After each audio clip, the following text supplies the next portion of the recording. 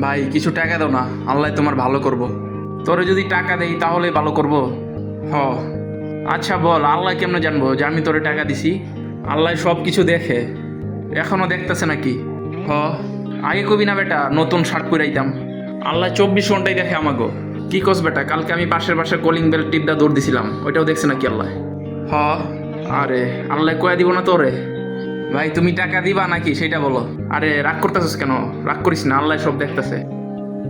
আমার শুধু একটা ডাউট আছিল যে আল্লাহ কি আমাকে শুধু দেখতেছে নাকি শুনতাছেও?